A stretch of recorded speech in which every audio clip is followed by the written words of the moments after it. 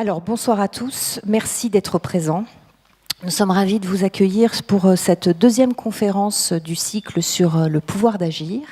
La première conférence a eu lieu le mois dernier, c'était une conférence inaugurale. Et là, c'est la première conférence thématique, puisque le séminaire a été construit de cette manière, avec une approche thématique du pouvoir d'agir et des différents champs dans lesquels il peut s'exprimer. C'est un partenariat entre le CNAM et le réseau, l'espace éthique régional Île-de-France, dans le cadre aussi de ces réseaux médico-sociaux. Et l'intérêt était vraiment de mettre en commun deux espaces de recherche, deux espaces de pensée, et de permettre de mutualiser un petit peu notre façon de travailler. Et on est ravis de ce partenariat. Donc Isabelle Barbet m'accompagne au niveau du CNAM dans ce travail. Et voilà, donc malheureusement j'ouvre seule puisqu'elle est un petit peu retardée, mais elle pourra peut-être dire un ou deux mots en conclusion.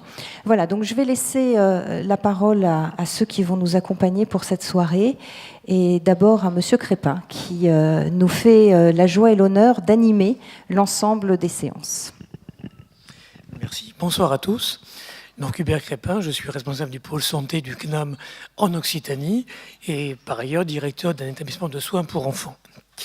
Donc ce soir, il m'incombe à nouveau la tâche de gardien du temps.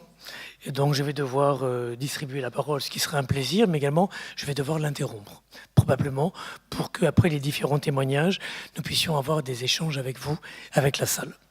Donc juste en introduction, au-delà des nombreuses lois que nous connaissons tous, 2002, 2005, 2009, 2015, pour n'en citer que quelques-unes, la personne est et reste un acteur central de son projet de vie.